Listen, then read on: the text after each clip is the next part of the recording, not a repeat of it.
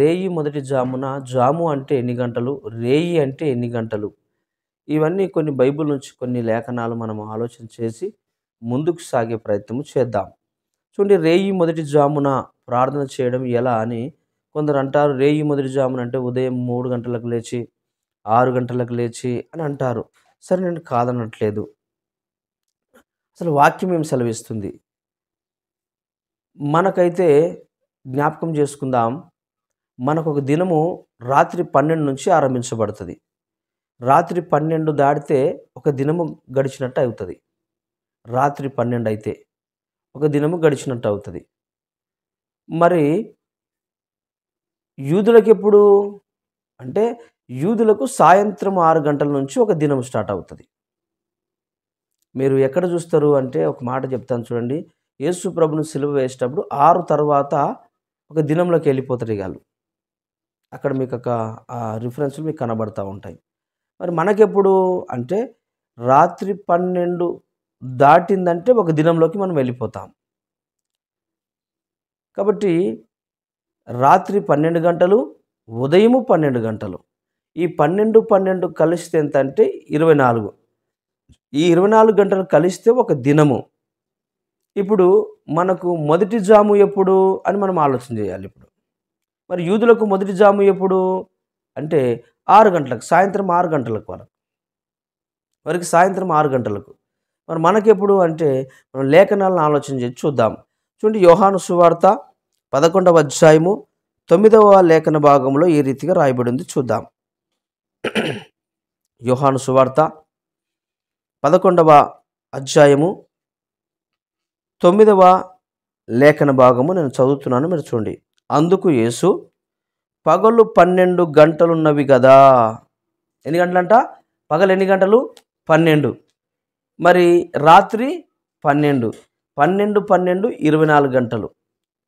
ఇప్పుడు ఒక దినానికి ఎన్ని గంటలు అయ్యానంటే రాత్రి పగలు కలిస్తే 24 గంటలు. మరి ఇక్కడ ఏమన్నాడంటే పగలు, రాత్రి ఏమన్నాడు చూడండి అక్కడ. అందుకు యేసు, పగలు 12 గంటలు ఉన్నవి గదా. కింద అంటాడు రాత్రి వేళ, అక్కడ రాయబడి ఉంటుంది. అంటే పగలు 12 అన్నప్పుడు రాత్రి 12 ఉండాలి. కాబట్టి జాగ్రత్త గుర్తుపెట్టుకుందాం. ఇప్పుడు ఈ 12, ఆ 12 కలిస్తే ఒక దినము అంటే 24 గంటలు. అలాగే మరి చెప్పిన కదా, యూదులకేమో సాయంత్రం 6 నుంచి దినము లెక్కలోకి వస్తుంది. మనకేమో రాత్రి 12 నుంచి లెక్కలోకి వస్తుంది. కాబట్టి చూడండి, ఆదికాండము 1వ అధ్యాయము 5వ వచనం ఒకసారి చూద్దాం. మరి ఎలా దాన్ని గుర్తెరగాలి అని అంటే చూడండి, చూద్దాం ఆ మాట. ఆదికాండము 1వ అధ్యాయము 5వ వచనములో చూడండి ఏమని రాయబడిందో. దేవుడు వెలుగును పగలనియు, చీకటికి రాత్రనియు పేరు పెట్టెను. అస్తమయమును ఉదయమును కలగగా ఒక దినమాయెను. అస్తమయం అంటే ఇప్పుడు, ఉదయం అంటే ఇప్పుడు. అస్తమయము అనగా సాయంత్రము అని అర్థం. అస్తమయము అంటే సూర్యుడు ఇక వెళ్ళిపోతున్నాడు. అందరూ అంటారు అస్తమయం అంటే సూర్యుడు ఉదయిస్తుండు అంటాడు. కానీ ఇక్కడ అస్తమయమును ఉదయమును కలగగా, ఉదయం అంటే పొద్దుగాల, అస్తమయం అంటే సాయంత్రం. ఇటు సాయంత్రమును ఇటు ఉదయమును కలిస్తే ఒక దినము అని లేఖనం సెలవిస్తుంది. కాబట్టి రాత్రి పగలు కలిస్తే ఒక దినము ఏర్పరచబడింది. అందుకే కీర్తన గ్రంథకర్త అంటాడు చూడండి, కీర్తన 119వ కీర్తన 148వ వచనములో ఈ రీతిగా రాయబడి ఉంటుంది, చూద్దాం ఆ మాట. కీర్తన గ్రంథకర్త 119వ కీర్తన 119వ కీర్తన 148వ వచనం చదువుతున్నాను చూడండి. చూడండి, నీవు ఇచ్చిన వాక్యమును నేను ధ్యానించుటకై నా కన్నులు రాత్రి జాములు కాకమునిపే తెరుచుకొందును అని రాయబడింది. ఇది దావీదు మహారాజు. రాత్రి జామును కాకమునిపే, రాత్రి జామును కాకముందే నేను నువ్వు ఇచ్చిన ధర్మశాస్త్రాన్ని లేదా నువ్వు ఇచ్చిన లేఖనాన్ని నేను చదవడానికి ఇష్టపడుతుంది. ఇది అక్కడ యూదుల ఆచారం ప్రకారం వస్తుంది. అంటే సాయంత్రము కాక మునిపే అతను చదివేవాడంట. అంటే ఉదయము 6 గంటలు వాళ్ళకి ఆరంభించినప్పుడు ఆయన రాత్రి జాము రాకమునిపే నువ్వు ఇచ్చిన లేఖనాన్ని కానీ నువ్వు ఇచ్చిన గ్రంథాన్ని నేను చదవడానికి ఇష్టపడుతున్నట్టుగా అక్కడ రాసుకున్నాడు. మరి రాత్రి జాము అంటే లూకా సువార్త ఒకసారి ఆలోచన చేయండి. ఇది జాము అనగా 1 అనుకుందాం. చూడండి, లూకా 12లో ఇంకొక మాట ఉంటుంది చూడండి. మీరందరూ రాసుకుంటారో వింటారో నాకు తెలియదు, కానీ నేను సమయానుకూలంగా ముందుకు వెళ్ళిపోతున్నాను. చూడండి, లూకా సువార్త 12వ అధ్యాయము, లూకా 12 38వ వచనము నేను చదువుతున్నాను, మీరు చూడండి. మరియు అతడు 2వ జామున వచ్చినను 3వ జామున వచ్చినను అని రాయబడింది. అంటే జాములు ఎన్ని గంటలు అంటే 12 గంటలకు 4 రకాలుగా డివైడ్ చేయాలి. ఒక జాముకు 3 గంటలు, ఒక జాముకు 3 గంటలు. ఇక్కడ అన్నాడు మొదటి జామున, 2వ జామున, 3వ జామున అన్నాడు. మరి 12 గంటల్లో ఒక జాముకు ఎన్ని గంటలు డివైడ్ చేయొచ్చు అంటే ఒక్క జాముకు 3 గంటలు, 3 గంటలు డివైడ్ చేయాల. 4 ముళ్ళ 12. అంటే ఒక జాము ఎప్పటి నుంచి ఎప్పటి వరకు అంటే మనకైతే ఒక జాము రేయి మొదటి జామున అంటే 12 గంటల నుంచి స్టార్ట్. రాత్రి మనం అనుకుంటాం కదా, రాత్రి 12 అంటాం కదా, అది మనకి మొదటి జాము. ఎక్కువ శాతం 3 గంటలకు అనుకుంటారు. వాక్యం అయితే 12 నుంచి మనకు ఆరంభించబడుతుంది. రాత్రి 12 దాటిందంటే అది మొదటి జాము. ఆ రేయి మొదటి జామున ఎప్పటి వరకు మొదటి జాము అంటే 12 నుంచి 3 గంటల వరకు అది మొదటి జాము. తర్వాత 3 నుంచి 4, 5 వరకు 2వ జాము. మళ్ళా అలా 5 నుంచి 6, 7 వరకు ఇంకొక ఇట్లా లెక్కలోకి తీసుకోవాలి. అంటే 3 గంటలు తీసుకోవాలి మొత్తం. ఆ మాట నేను మీకు చూపిస్తాను. ముందుకు పోదాం. ఈ 2వ జాము 12, లూకా 12:38లో ఇది 2, 3వ జాములు అక్కడ కనబడుతున్నాయి. మత్తయి సువార్త 14లో ఏముంది ఒకసారి చూడండి. మత్తయి సువార్త 14:25 వచనములో 14:25 అక్కడ రాత్రి 4వ జామున ఆయన సముద్రము మీద నడుచుచు వారి యొద్దకు వచ్చెను. ఎప్పుడిది?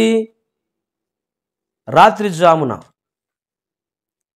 ఏమన్నా ఇప్పుడు మరొకసారి చదువుతున్నా చూడండి. అప్పుడు 25 రాత్రి 4వ జామున ఆయన సముద్రము మీద నడుచుచు వారి యొద్దకు వచ్చెను.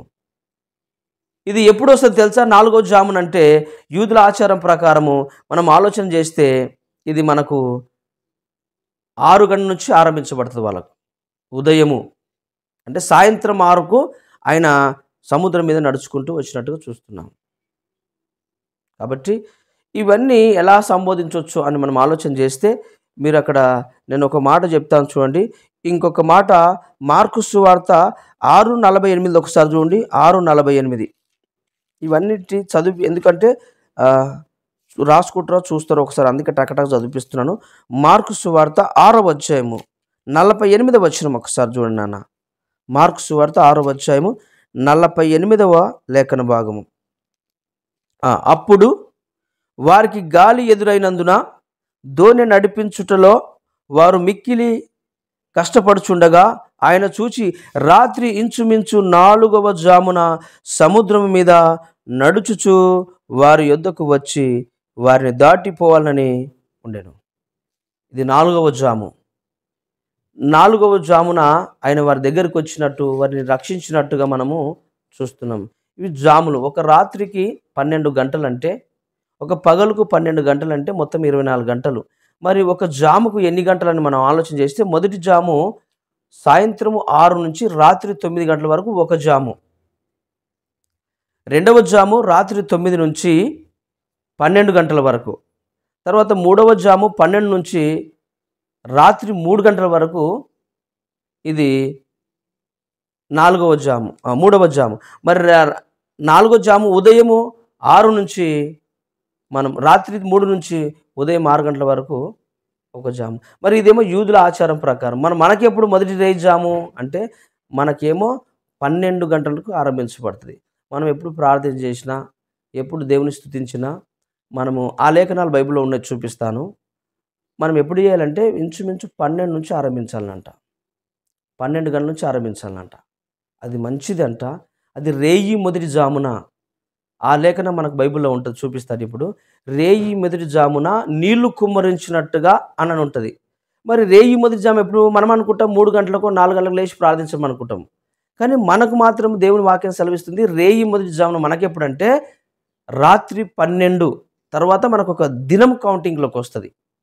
అంతకుముందు అది ఆ దినమే. అది శనివారం అనుకో, మరి 12 దాటిందంటే మనం ఆదివారంలోకి లెక్కలోకి తీసుకోవాలి. మనకు మొదటి రేయి జామున అనగా ఎప్పుడంటే 12 నుంచి ఒక జాము అంటే 12 నుంచి 3 గంటల వరకు. ఇది మొదటి జాము.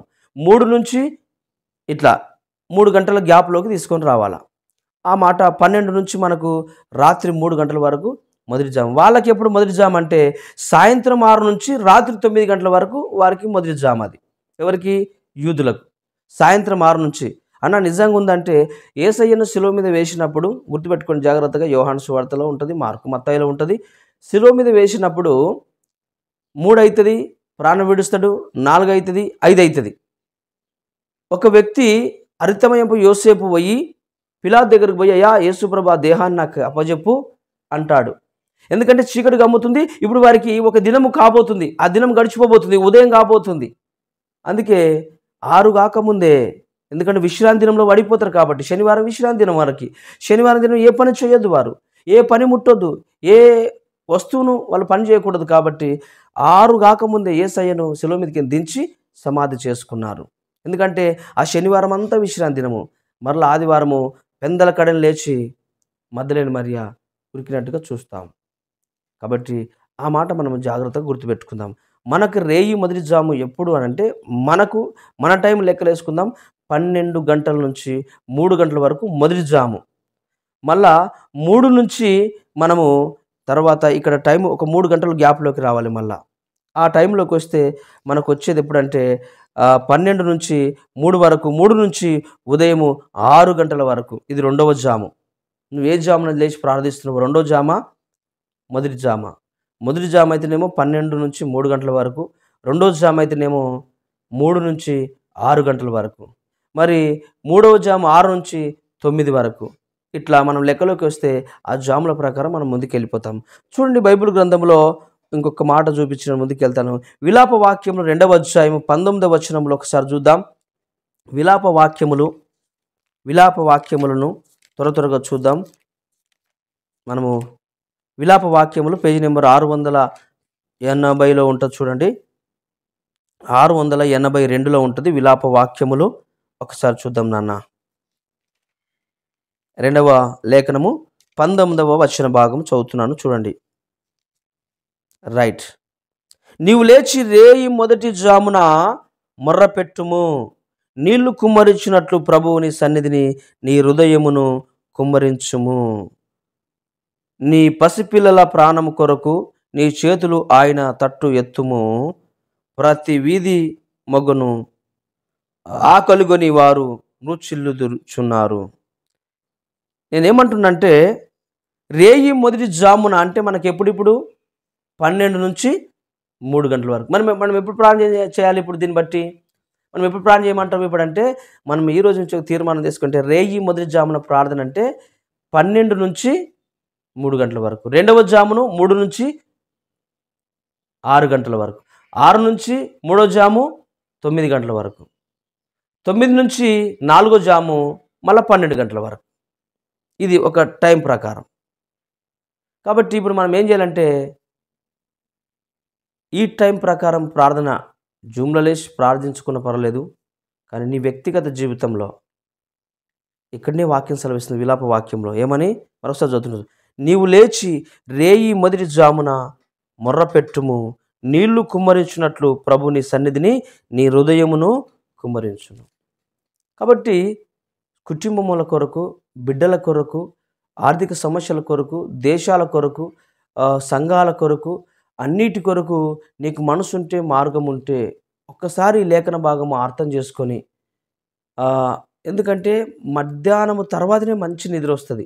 అదే మనకు కారు చీకటి కమ్మినట్టు అనిపిస్తూ ఉంటుంది. ఇంచుమించు 12 నుంచి ఒక 4, 5 గంటల వరకు ప్రతి ఒక్కరికి బాగా నిద్ర వస్తూ ఉంటుంది. ఎందుకంటే పగలంతా పని చేస్తూ ఉంటారు కదా! పగలంతా పొలం పనో, ఆ పనో, ఈ పనో జాబ్‌కి వెళ్తూ ఉంటారు. కాబట్టి పగలంతా ప్రయాసపడతా ఉంటారు కుటుంబం కొరకు. మరి రాత్రంతా చక్కగా నిద్రిస్తూ ఉంటారు. కానీ మరి దేవునికి ఎప్పుడు ప్రార్థన చేయాలి నువ్వు అని ఆలోచన చేస్తే రేయి మొదటి జామున అంటే 3, 4 మనం అనుకుంటాం. కానీ లేఖనం ఏమి సెలవిస్తుందంటే రేయి మొదటి జామున అంటే మనకు 12 నుంచి 3 గంటల వరకు. రెండవ జాము 3 నుంచి 6 గంటలు. మరి మూడవ జాము 6 నుంచి మనకు 9. నాలుగవ జాము 9 నుంచి 12 గంటల వరకు. కాబట్టి ఇక నుంచి మనం ఒకసారి ఆలోచన చేసుకోవాలి. వ్యక్తిగత జీవితంలో భోజనం 9 గంటలకు చేస్తాం, లేదా 10 గంటలకు వండుకుంటాం. ఒక 2 గంటలు నువ్వు పండుకొని నీకు మెలుకువ వస్తే ఒక గంట 2 గంటలు ప్రభుని స్తుతించి ఆరాధించి నువ్వు మరలా పండుకోవచ్చు. ఎందుకంటే రేయి మొదటి జామున నువ్వు లేచి ప్రభులో సన్నిధిలో నీళ్లు కుమ్మరించినట్టుగా కుమ్మరించు అని విలాప గ్రంథకర్త మాట్లాడుతున్నాడు. చూడండి ఇంకొక మాట కీర్తన గ్రంథంలో 119వ కీర్తన 62 వచనంలో చూడండి ఏమని రాయబడిందో. మనం 12 నుంచి మొదటి జామున 3 గంటల వరకు ప్రార్థన చేస్తే అది వ్యక్తిగత ప్రార్థన గురించి మాట్లాడుతున్నాను. జూమ్ మీట్ కొరకు మాట్లాడతలా, వ్యక్తిగత ప్రార్థన కొరకు మాట్లాడుతున్నాను నేను. మీ వ్యక్తిగత కుటుంబాల కొరకు, సంఘాల కొరకు, మీ యొక్క బిడ్డల భవిష్యత్తు కొరకు. మరి ఎందుకంటే మీ కుటుంబాల కొరకు ఉదయం మనక ఇప్పుడు కష్టపడి ప్రయాసపడుతున్నాం, ఎంత కిరాయిలు కొట్టుకుంటున్నాం, కూలిపోతున్నాం, జాబులు చేస్తున్నాం. అది మంచిదే కుటుంబ వైఖరి కొరకు. కానీ దేవుని కృపను కొరకు, దేవుని సన్నిధిని అనుభవించడం కొరకు మరి 12 నుంచి 3 గంటల వరకు లేచి ప్రార్థన చేస్తే అది బాగుంటుందేమో అని వాక్యం సెలవిస్తూ ఉంది. అది మీరు ఆలోచన చేసుకోండి. 119వ కీర్తన 62వ లేఖన భాగంలో ఈ రీతిగా రాయబడింది. ఆ మాట చూద్దాం. నేను సమయానుకూలంగా ముందుకెళ్ళని కొంచెం ముందుకెళ్తున్నాను. ఆ విషయంలో కొంచెం మీరు సహకరిస్తున్నందుకు వందనాలు. మీరు టకటక రాసుకోండి, గుర్తుపెట్టుకోండి. 119వ కీర్తన అక్కడ 62వ లేఖన భాగంలో ఏమనుంది మనము చూసే ప్రయత్నము చేద్దాం. 62వ కీర్తన 62వ వచనము 119:62 ఆ మాట చదువుతున్నాను, మీరందరూ చూసే ప్రయత్నము చేయండి. 62 119:62 న్యాయమైన నీ విధులను బట్టి నీకు కృతజ్ఞత స్తుతులు చెల్లించుటకును అర్ధరాత్రి వేళ నేను మేలుకొని వాడను అని రాయబడింది. అంటే మనకిప్పుడు దాన్ని ఏమంటామంటే రేయి మొదటి జామున అంటాము. సేమ్ టైం ఆ టైంని ఏమంటామంటే అర్ధరాత్రి అంటాం. మనం గుర్తుపెట్టుకోవాలా. ఎందుకు అర్ధరాత్రి 1 గంటలకు తిరుగుతున్నావు ఏంది? 3 గంటలకు నీకేం పనిరా రోడ్ల మీద? ఎప్పుడు వచ్చినామన్నా నైట్ అంటే అన్న అర్ధరాత్రి అయిందన్న ఏం చేయాలి డ్యూటీ విషయంలో, లేకపోతే ఏదో ఏదో ఒక పని ఉంటుంది ఖచ్చితంగా. అంటే అర్ధరాత్రి వేళ దాన్ని ఏమంటామంటే రేయి మొదటి జామున అంటాం. దాన్ని అందరికీ ఏం సంబోధిస్తాం? రాత్రి అంటాం ఎక్కువ శాతం. అది మంచిదే. పగలు రాత్రి 10 అయింది అనుకో, అరే చీకటి అవుతుంది, ఇక రాత్రి కావస్తుంది, 10 అవుతుంది పండుకుందాం బ్రదర్ అంటాం. ఇగో 11 అవుతుంది బ్రదర్, ఇక చీకటి అయిపోయింది అంటాం. తెల్లారితే ఒక డే స్టార్ట్ అయిపోతుంది. 12 దాటింది అనుకో ఒక డే స్టార్ట్. మనం న్యూ ఇయర్ రోజు ఎప్పుడు 12 దాటింది అనుకో కొత్త సంవత్సరం అంటాం. మీరు పెట్రోల్ బిల్లు పెరగాలన్నా, డీజిల్ బిల్లు పెరగాలన్నా, ఒక డేటు తీర్మానం రావాలన్నా 12 తర్వాతనే అమ్మాలి. మీరు చూడండి, డీజిల్ నైట్ 11 గంటలకు పోసుకోండి, నైట్ 11:40కి పోసుకోండి, 50 రూపాయలు ఉందనుకో ఉదాహరణకు. ఆ తర్వాత రేటు పెంచాల్సి వచ్చిందనుకో, ఆ 12 తర్వాత అది 50 100 మళ్ళీ పెంచుతూ ఉంటారు. 11:50 నిమిషాలకు 11:50 నిమిషాలకు పోసుకున్నా నీకు గద 50 రూపాయలకు పోస్తారు. కానీ 12 దాటిందంటే అమౌంట్ చేంజ్ అవుతుంది. ఎందుకంటే ఆ రోజు డేట్ చేంజ్ అవుతుంది, దినం చేంజ్ అవుతుంది. కాబట్టి అక్కడ రేయి మొదటి జామున అంటే 12 నుంచి 3, రెండవ జాము అంటే 3 నుంచి 9, మూడవ జాము అంటే 9 నుంచి ఇట్లా కౌంట్ చేసుకొని రావాలి మనం. కాబట్టి ఇప్పుడు అర్ధరాత్రి వేళ చూడండి ఏమని రాయబడిందో. అర్ధరాత్రి వేళ నేను మేలుకొని వాడను. ఎప్పుడు? స్తుతులు చెల్లించడానికి. అంటే యేసు ప్రభుల వారికి, తండ్రి అయిన దేవునికి రాత్రంతా స్తుతులు స్తోత్రాలయ్యా యేసయ్యా నువ్వు చేసిన ఉపకారాన్ని మరవలని స్తుతులు చెల్లించేది ఎప్పుడంటే తెలుసా? అర్ధరాత్రి వేళ. అర్ధరాత్రి ఎప్పుడు తెలుసా? మిట్ట అర్ధరాత్రి. దయ్యాలు తిరిగే టైము, దొంగలు తిరిగే టైము, సాతాను శక్తులు మీదికి వచ్చే టైం ఎప్పుడు తెలుసా? 12 నుంచి 3 గంటలలోపే వస్తాయంట. ఎందుకంటే అందరూ ప్రశాంతంగా వండుకునే దినం అంట అది. నిజమైన క్రైస్తవుడు అప్పుడు లేచి ఎందుకు ప్రార్థన చేస్తాడు తెలుసా? రేయి మొదటి జామున అంటే ప్రపంచం అంతా పండుకుంటుంది. యేసు ప్రభువు సింహాసనం మీద చక్కగా ఆయన కొనుకడు నిద్రపోని దేవుడు చూస్తూ ఉంటాడు, ఏ బిడ్డలు ఏం చేస్తున్నారో అని. ఆయన చూస్తూ ఉండగా అప్పుడు కనుక నువ్వు లేచి ప్రార్థిస్తే, నీళ్లు కుమరించినట్టుగా ఆయన సన్నిధిలో నీ మొరను విజ్ఞాపనను గుమ్మరిస్తే, ఆయన గనక నీ సన్నిధికి వచ్చి నేను దీవించి ఆశీర్వదించే దేవుడంట. అందుకే ఆ టైంలో గనక దూతలు, ఈ దయ్యము శక్తులు, ఈ అంధకార శక్తులు, బాణవత శక్తులు ఏం చేస్తాయంటే, అప్పుడు అందరూ పండుకున్నప్పుడే ఎవరి మీద అగత్యం చేద్దామని, ఎవరిలో చొరబడదామని, ఎవరిని పేరు పెట్టుకుని వస్తామని వాడు మన కిటికీల మీద ఎక్కి తిరుగుతూ ఉంటాడు అనమాట. ఆ టైంలో అందరూ నిద్రిస్తాంలో వాడు ఎవరి మీద బలహీనంగా ఉంటారో, ఎవరైతే నాకు సరెండర్ అవుతారో, ఎవరైతే నా మాట వింటారో అని చెప్పి ఆనాడు ఆదామును మోసపరిచినట్టుగా కాకుండా అవ్వను మోసపరిచినట్టుగా వచ్చి ఆడు అవ్వను మోసపరిచినట్టుగా ఇది నిజమా అని కొన్ని మాయమాటలు చెప్పి ఆమెలో చొరబడ్డాడు వాడు. కాబట్టి ఈరోజు ఆ 12 నుంచి 3 గంటలకు రేయి మొదటి జామున కనుక నువ్వు లేచి ప్రార్థిస్తే, నీకున్న చీకటి శక్తులు, అంధకార శక్తులు, బాణమతి శక్తులు, నీకు ఇంటికున్న ప్రతి దరిద్రము యేసునామములో తొలగించబడుతుంది. ఎందుకంటే రేయి మొదటి జామున మనకు సాతాను గడు అటాక్ చేసేది అదే టైము, దేవుడు నువ్వు కమ్ముకునే టైము అదే టైము. ఎందుకంటే రేయి మొదటి జామున యెహోవా దగ్గర నీళ్లు కుమ్మరించమన్నట్టు వాక్యము సెలవిస్తూ ఉంది. అందుకే ఇక్కడ ఈ దావీదు మహారాజు అంటున్నాడు, రాత్రి వేళ నేను మేలుకుని వాడను. దేని కొరకై అంటే నీకు స్తుతులు స్తోత్రాలు చెల్లించడానికి అంటున్నాడు. అలాగే అపోస్తల కార్యం 16వ అధ్యాయం 25 చూడండి ఒకసారి, అక్కడేముంటుందో. అపోస్తల కార్యములు చూడండి ఒకసారి. నా సమయం అయిపోయిందా?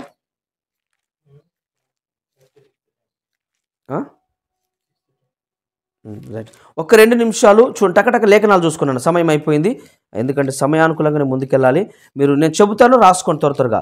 అపోస్తల కార్యములు 16వ అధ్యాయం 25వ వచనం, 16:25 అపోస్తల కార్యములు 16:25 చూడండి, అక్కడ ఏమని రాయబడుతుందో. 25 అయితే మధ్యరాత్రి వేళ పౌలును సిలయును లేచి దేవునికి ప్రార్థన చేయుచుండిరి, కీర్తనలు పాడుచుండిరి అని ఉంటుంది అక్కడ. అవునా కాదా? ఎప్పుడు? అర్ధరాత్రి వేళ అందరూ పండుకున్నారు, కానీ పౌలు సిలయు అంటే రేయి మొదటి జామున పౌలు సిలయు లేచి ఏం చేస్తారంట? ప్రభుకు ప్రార్థన చేస్తారంట. మరి అంత పొద్దుగల చేసిన ప్రార్థన అంటే మనకు ఉదయం అవుతుంది, అది రేయి మొదటి జామున అవుతుంది. అర్ధరాత్రి అనగా 12 నుంచి 3 గంటల వరకు అది మిట్ట మధ్యాహ్నం, అది అసలు మిట్ట చీకటి కమ్మే రాత్రి అది. మరి అప్పుడు కనుక పౌలు సిలనంట నిద్రపోలేరంట, పౌలు సిలనంట పండుకోలేరంట.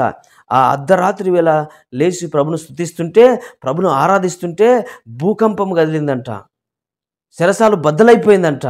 ఎందుకు అంటే ఆ రాత్రి మొదటి జామున ప్రార్థిస్తే ఆత్మాభిషేకము గొప్పగా దిగి వస్తుందండి. అద్భుతాలు ఆశ్చర్యకార్యాలు ఎప్పుడు జరుగుతాయంటే నువ్వు రేయి మొదటి జామున లేచి ప్రార్థిస్తేనే గొప్ప కార్యాలు జరుగుతాయి, అద్భుతాలు జరుగుతాయి జీవితాల్లో. ఎందుకంటే అప్పుడు దేవుడు ఇక అందరూ పండుకుంటారు కాబట్టి ఎవరి దగ్గరికి పోకుండా సరాసరి నీ దగ్గరికి వచ్చి నీకు అన్ని సమస్తాన్ని చేయగలడు ఆయన. అందుకే పౌలు సిలయు అంత గొప్పగా ప్రార్థిస్తే ఆ రాత్రి అంత అద్భుతం ఎందుకు జరిగిందంటావు? అంత మహా సన్నిధి ఎందుకు దిగి వచ్చిందంటావు? అర్ధరాత్రి వేళ పౌలుయు సిలయు అని అక్కడ రాయబడి ఉంటుంది. చూడండి, ఆ మాట చదువుతున్నాను చూడండి. సమయం లేదు అయినప్పటికీ కొంచెం ముందుకు వెళ్ళిపోతున్నాను చూడండి. అయితే మధ్యరాత్రి వేళ పౌలును సిలయు దేవునికి ప్రార్థించు కీర్తనలో పాడుచుండిరి, ఖైదీలు వినుచుండిరి. ఎప్పుడంట? అర్ధరాత్రి అనగా ఎప్పుడు? రేయి మొదటి జామున అంటే టైమింగ్ ఎంత? 12 నుంచి 3 గంటల వరకు. తెల్లారేసరికి ఇక బాప్తిసాలు తీసుకోవడము ఆ ఇంటి వారందరూ మనం చూస్తాం కింది లేఖన భాగంలో. ఆ మాట గుర్తుపెట్టుకోండి. మీరు మత్తయి సువార్త ఒకసారి చూడండి. మత్తయి సువార్త 25:6 చూడండి. మత్తయి 25:6 మత్తయి 25:6 చూడన్న. 25:6వ లేఖన భాగం ఏముంది? అర్ధరాత్రి వేళ ఇదిగో పెళ్లి కుమారుడు అతన్ని ఎదుర్కొన రండి అని కేక వినబడింది. దేవుడు ఎప్పుడు వస్తాడంట? అర్ధరాత్రి వేళ వస్తాడంట. ఎప్పుడు? రేయి మొదటి జామున వస్తాడంట అండి. అంటే గుర్తుపెట్టుకోవాలా, ఎప్పుడు ప్రార్థన చేయాలి? ఇప్పుడు మనము రేయి మొదటి జామున ప్రార్థించడం నేర్చుకోవాలి. ఎప్పుడు వస్తాడంట పెళ్లి కుమారుడు? రెండవ రాకడలో అర్ధరాత్రి అందరూ పండుకున్నప్పుడు. ఎవరంతా ప్రపంచమంతా కునుకుబడుతున్నప్పుడు ఆయన అకస్మాత్తుగా వచ్చి నిన్ను ఎత్తుకొని పోతాడంట. ఈ బుద్ధి లేని కనికలు అందరూ వండుకున్నాకనే కదా వచ్చిండు దేవుడు. పెళ్లి కుమారుడు ఆలస్యం అయిపోయింది, పగలంతా పోయి శ్రద్ధగా కూర్చున్నారు, మేము పోదామని పెళ్లికి. కానీ దేవుడు ఎప్పుడు వచ్చాడు? అర్ధరాత్రి వీళ్ళు వచ్చాడు. అప్పటిలోపు వీళ్ళు కులుకులో ఉన్నారు. వచ్చిండు, 5 మంది కన్యకలు తీసుకొని వెళ్ళిపోయాడు. అందుకే ఇక్కడ అంటున్నాడు, అర్ధరాత్రి వేళ ఇదిగో పెళ్లి కుమారుడు అతన్ని ఎదుర్కొని వస్తున్నాడు. పెళ్లి కుమారుడు రాబోతున్న సంఘాన్ని ఎదుర్కోవడానికి వచ్చేది ఎప్పుడని మనం ఆలోచన చేస్తే రేయి మొదటి జామున రావచ్చేమో ఇక్కడ వాక్యం సెలవిస్తుంది. అది ఎప్పుడని చెప్పలేము, కానీ అర్ధరాత్రి వేళ వచ్చి మనందరిని, ఎందుకంటే పగలైన వచ్చింది అనుకో ఏ భూతమో దయ్యమో అని అనుకుంటాం, కానీ రాత్రి అందరూ చక్కగా నిద్రిస్తున్న సందర్భంలో ఆయన రాత్రి కాలం అర్ధరాత్రి అనగా రేయి మధ్యాహ్నం వచ్చి మనందరినీ పరమునకు తీసుకునే సమయమేమో. ఆ మాట మనం గుర్తుపెట్టుకుందాం. లూకా సువార్త 6వ అధ్యాయంలో చూడండి ఒకసారి, ఆ మాట మీరు చూడండి. లూకా సువార్త 6వ అధ్యాయం 12, 6:12 చూడండి. 6:12 ఏముంది? ఆ దినముల యందు ఆయన ప్రార్థన చేయుటకు కొండకు వెళ్ళి దేవుని ప్రార్థించుట యందు రాత్రి గడిపెను. పగలంతా పరిచర్య చేశాడు యేసుప్రభు. రాత్రంతా అనగా రేయి మొదటి జాము, 2వ జాము, 3వ జాము వరకు ఆయన చక్కగా ప్రార్థనలో గడిపాడు. పగలంతా పరిచర్య చేశాడు. అందుకే అక్కడ రాయబడిన మాట ఏంది?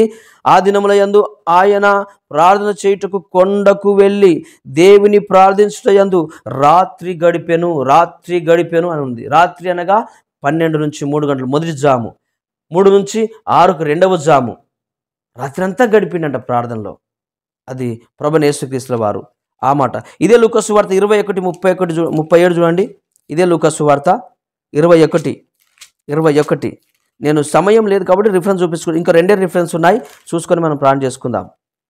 లూకా 21:37 చూడండి. ఆ మాట చదువుతున్నా. 21:37 చూడండి. ఆయన ప్రతి దినము పగటి యందు దేవాలయములో బోధించుచు రాత్రి వేళ ఒలివ కొండకు వెళ్ళుచు కాలము గడుపుచుండెను. అబ్బా, చూడండి ఎంత మంచిగా రాయబడిందో. పగలంతా పరిచర్య చేశాడు మన ప్రభువైన యేసుక్రీస్తుల వారు. రాత్రంతా కొండకి ఎక్కి ప్రార్థించుకున్నంట. కాబట్టి ఆలోచన చేద్దాం ఒకసారి. రాత్రంతా ప్రార్థన. మనం పగలంతా పనిచేసి రాత్రంతా ఏం చేస్తామంటే బాడీకి రెస్ట్ ఇస్తాం. మంచిదే, ఎందుకంటే ఆయన దేవుడు కాబట్టి ఆయన అల్పెరగని విశ్వాసముతో పోరాటం చేసిండు. కొన్ని సందర్భాల్లో నిద్రపోయినట్టుగా మనము పడవలో చూస్తాం. ఆయన ఎక్కడ పండుకున్నట్టు ఎక్కడ సరిగ్గా మనకంత ఆనవాళ్ళు ఏం లేవు. పడవలో కొంచెంసేపు కునుకు పెట్టాడు, అంతలో ఇక శిష్యులు ఎమ్మడబడతా ఉన్నారు. కాబట్టి ఆయన ఆ 30 సంవత్సరాలు తల్లిదండ్రుల దగ్గర ఏ రీతిగా జీవించాడో బైబిల్లో లేదు. ఆయన వడ్రంగి చేసుకుంటున్నాడు, అక్కడ చరిత్ర కనబడుతుంటుంది. కానీ ఆయన సేవలోకి వచ్చినాకనంట ఎక్కడ నిద్రపోలేడండి, ఎక్కడ కునుకు తీసుకోడండి. పగలంతా పరిచర్య, రాత్రంతా ప్రార్థన. ఇవి నీకు 2 ఆయనకు చేయాల్సింది. ఆయన చేసిండు అవి 2. పగలు పరిచర్య చేశాడు, రాత్రంతా ప్రార్థించాడు. అందుకే ఇక్కడ ఏమని రాయబడింది 37లో, ఆయన ప్రతిదినము, ఒక దినం కాదండి, ప్రతిదినమంట. మనం అయితే ఈరోజు చేసినాం అనుకో 12 నుంచి 3 గంటల వరకు, తెల్లారి మనం చేయం మనం. ఎందుకంటే మనకు ఓపికలు ఉండవు, లేదంటే ఏదో బలహీనత, లేకపోతే ఏదో పని, ఏదో ఒకటి ఉంటుంది. సరే, ఇక్కడ ప్రభు అంట ప్రతిదినము. మనం ప్రతి ఆదివారం సంఘం వస్తామా? అసలు రాము. ఇప్పుడు చుట్టాల పెళ్ళికి పోతాం, బంధువుల పెళ్ళికి పోతాం. అదే రోజు ఉందనుకో మనం పెళ్ళికైనా డుమ్మ కొడతాం, కానీ చర్చికి అసలు డుమ్మ కొట్టాం. మనం చర్చికి అస్సలు రాము. పెళ్ళిళ్ళకైతే ఖచ్చితంగా పోతాం, దావతులకు పోతాం, ఫంక్షన్లకు పోతాం, చర్చిని డుమ్మ కొట్టి. కానీ ఫంక్షన్లు దావతులు డుమ్మ కొట్టి మనం చర్చికి వచ్చినామను ఆ జన్మలో మనకు జరగలేదు. ఎందుకంటే నీకు రేయి మొర్జామ చేసి లేచి ప్రార్థించే మనసు నీకు లేదు. ఫస్ట్ ఆఫ్ ఆల్ దేవుని మీద పరిపూర్ణమైన విశ్వాసం మనకు లేకుండా వచ్చేమో. అందుకే అప్పుడప్పుడు నిర్లక్ష్యం చేస్తూ ఉంటాం. అప్పుడప్పుడు దేవుని సన్నిధిని మనం విడిచిపెడతా ఉంటాం. ఈ వారం పోకపోతే ఏమవుతుంది, ఈ వారం పోకపోతే ఏమవుతుంది అన్నట్టుగా మనం మాట్లాడుతూ ఉంటాం. కానీ ఇక్కడ ప్రభు అంటున్నాడు, ఆయన ప్రతిదినము పగటి యందు దేవాలయములో బోధించుచు రాత్రి వేళ ఒలివ కొండకు వెళ్ళుచు కాలము గడుపుచుండెను అని రాయబడింది. కాబట్టి సహోదరా, 9వ అధ్యాయము యోహాను సువార్త 9:4 చూడండి. యోహాను సువార్త 9:4 ఏమని రాయబడిందో చూడండి. ఇది చివరి లేఖన భాగము, ఇంతటితో మనం ముగించుకుందాం. యోహాను 9:4 ఏమని రాయబడింది చూడండి. 9:4 పగలున్నంత వరకు నన్ను పంపిన వాని క్రియలు మనము చేయుచుండవలను, రాత్రి వచ్చుచున్నది, అప్పుడెవడును పని చేయలేడు. నేను ఈ లోకములో ఉన్నప్పుడు లోకమునకు వెలుగునని చెప్పాను. చూడండి ఏమని రాయబడింది, మంచిగా మళ్ళీ ఒకసారి చదువుతున్నా చూడండి 4వ వచనము. పగలున్నంత వరకు నన్ను పంపిన వాని క్రియలు మనము చేయుచుండవలను. అంటే నన్ను పంపినవాడు ఆయన పనిని చేయడానికి పగలున్నంత వరకు నేను ఆ పని మీదే ఉంటా, సువార్త పని మీద ఉంటా. మళ్ళీ ఏమన్నాడు, రాత్రి వచ్చుచున్నది, అప్పుడెవడును పని చేయలేడు. రాత్రి కాబట్టి అందరూ పండుకుంటారు కాబట్టి రాత్రి ఆయన ఏం చేస్తాడంటే తెలుసా, రాత్రి అంతా ప్రార్థన, పగలంతా పరిచర్య. ఆయన ఎవరి, తన తండ్రి అయిన దేవుడు పంపాడు కాబట్టి ఆయన కొరకు రాత్రంతా ప్రార్థిస్తున్నాడు. ఎక్కువ శాతము ఈ చీకటి శక్తులు, అంధకార శక్తులు, బాణవత శక్తులు విధంగా అవి ఖచ్చితంగా అదే టైంలో పనిచేస్తుంటాయి ఎక్కువ. అందుకే మీరు చూడండి, బాణవతులు కానీ ఇవి చేసేటోళ్ళు, శాతబడి చేసేటోళ్ళు ఆ రాత్రిని ఏర్పరచుకుంటారు, రేయి మొదజాముని ఏర్పరచుకుంటారు వాళ్ళు. ఎందుకు తెలుసా, అప్పుడే అందరూ నిద్రపోతున్నప్పుడు అందరిని పట్టుకోవచ్చు అనమాట. సాతాను ఆలోచనలు అప్పుడే ఉంటాయి, దేవుని ఆలోచన అప్పుడే ఉంటుంది. అందుకే మనం దేవుని ఆలోచన ప్రకారము రేయి మొదటి జామున 12 నుంచి 3 గంటల వరకు ప్రార్థిస్తే, లేదా రెండవ జాము 3 నుంచి 6 గంటలకు ప్రార్థిస్తే, మనము ఇప్పుడు రెండవ జామున మనం ప్రార్థిస్తున్నాం. ఎందుకంటే 3లో నుంచి మనం వస్తున్నాం కాబట్టి ఇది రెండవ జాముకు వస్తుంది. కాబట్టి రేయి మొదటి జామున అనగా ఉదయము కాదండి, రాత్రి 12 నుంచి 3 గంటల వరకు. కాబట్టి యూదులకి ఇది సాయంత్రం 6 నుంచి రేయి మొదటి జాము అనేది. రాత్రి సాయంత్రం 6 నుంచి 9 వరకు వాళ్ళకు రేయి మొదటి జాము. మనకు రాత్రి 12 నుంచి లెక్కలోకి వస్తుంది దినము, వాళ్ళకేమో సాయంత్రం 6 నుంచి లెక్కలోకి వస్తుంది. కాబట్టి ఈ మాటలు గుర్తుపెట్టుకోండి. ఇక నుంచి వ్యక్తిగత ప్రార్థనకు పనికి వస్తుంది ఈ రేయి మొదటి జామున. కాబట్టి వ్యక్తిగతంగా మీ కుటుంబముల కొరకు, సంఘాల కొరకు, అలాగే భవిష్యత్తు కొరకు, దేవుని రాకడ కొరకు, మన బిడ్డల కొరకు, మన అన్నిటి కొరకు రేయి మొదటి జామున లేచి ప్రార్థిస్తే దేవుడు గొప్ప కార్యాలు చేస్తారని లేఖనాలు సెలవిస్తున్నాయి. కాబట్టి మనం అలా చేసేవారుగా ఉందామని, మరి ఇంతవరకు దేవుడు మనల్ని అందరినీ నడిపించున్నాడు. వాక్యంతో మనతో మాట్లాడి నమ్ముదాం. అందరూ ఒక చిన్న మాట ప్రార్థన చేసుకుందాం. తల వంచండి. ఉదయకాల సమయంలో ఈ ఆదివారం మొదటి ఆన్లైన్ సర్వీస్లో కూడి వచ్చిన మీ అందరికీ మరొకసారి దేవుని పేరిట నిండు వందనాలు. తల వంచండి, చిన్న మాట ప్రార్థించుకొని ముందుకు సాగుదాం. మహాగణుడ, మహోన్నతుడ, పరిశుద్ధుడా, ప్రేమ కలిగిన మా కన్న తండ్రి, అయ్యా మరి కుడి వచ్చిన నీ బిడ్డలందరినీ మీరు దీవించండి, ఆశీర్వదించండి. ప్రభువా, జీవితంలో ఎదగాలి, గొప్పవాడిగా నేను నిలబడాలి అన్నవారు మాత్రం ఖచ్చితంగా ప్రభువా రేయి మొదటి జామున లేచి ప్రార్థించే మనసు మాకు అందరికీ మీరు దయచేయమని అడుగుచున్నాం తండ్రి. మరి కొందరికి నిద్ర ఉంటుంది నాయన, మరి నిద్రపోవడం కనుక మంచిదే. ఎందుకంటే పగలంతా పని చేస్తున్నారు నీ బిడ్డలు అయ్యా, జీవన ఉపాధి కొరకు కుటుంబ భారం కలిగి ఉన్నారు కాబట్టి అయ్యా పగలంతా నాయన కష్టపడుతున్నారు, రాత్రి శరీరం సహకరించట్లా అయ్యా. కాబట్టి కనీసము నాయన 1 గంట 2 గంటలైనా తండ్రి మరి పగలంతా మంచి పరిచర్ను మాకు ఇచ్చినావయ్యా, పగలంతా మంచి వ్యాపారాన్ని మాకు ఇచ్చినావయ్యా. పగలంతా ప్రభువా మాకు పొలం కాడనో, చేను కాడనో, ఏదో ఆటో ఫీల్డ్నో, లేకపోతే ఇంకేదో ప్రభువా బిజినెస్లో మాకు తోడుగా ఉన్నావు. కాబట్టి అయ్యా ఈ రాత్రి మొదటి జామున లేచి నీ సన్నిధిలో నీళ్లు కుమ్మరించినట్టుగా అయ్యా మా ఆత్మను మేము కుమ్మరిస్తున్నాం ప్రభువా అని నువ్వు ప్రార్థించే తల్లిగా, ప్రార్థించే కుమారుడిగా ఉంటే అది ఎంత బాగుంటుందో ఒకసారి ఆలోచించు సహోదరుడా, సహోదరి. అయ్యా ఈ ఉదయకాల సమయంలో దేవుడు మనందరితో మాట్లాడడానికి ఇష్టపడి ఉన్నాడు. కాబట్టి అయ్యా ఇక నుంచి అయినా మనము ఆలోచన చేద్దాం. రేయి మొదటి జామున లేచి లేదా రెండవ జామున లేచి దేవుని సన్నిధిలో అయ్యా స్తుతించి ఆరాధించే బిడ్డలుగా మన అందరినీ దేవుడు దీవించాలని, ఆశీర్వదించాలని ప్రభువా. ఈరోజు జరుగుతున్న ప్రతి ఆరాధనలో, ప్రతి వాక్య పరిచర్యలో తండ్రి మాకు తోడు నీడగుండి నీ గొప్ప మహిమను పొందుకోమని, కుడి వచ్చిన ప్రతి ఒక్కరిని మరొకసారి పేరు పైన దీవించి ఔషధించమని, ఎవరు ఏ బాధలో ఉన్నారో, ఏ సమస్యలో ఉన్నారో, ఏ అనారోగ్యంలో ఉన్నారో, ఏ వేదన బాధలో ఉన్నారో వారందరినీ నాయన నీ చేతికి అప్పజెప్తూ నీకు మహిమ, ఘనత, ప్రభావాలు అర్పించుకోమని నజరేయుడైన యేసు క్రీస్తు నామములో అడిగి వేడుకుంటున్నాం మా పరమ తండ్రి. ఆమేన్, ఆమేన్. మన తండ్రి అయిన దేవుని ప్రేమ, కుమారుడైన యేసు క్రీస్తు కృప, పరిశుద్ధాత్మ సహవాసమును ఇప్పుడును ఎల్లప్పుడూను మనందరికీ తోడై ఉండును గాక. దయచేసి ఆలోచన చేయండి.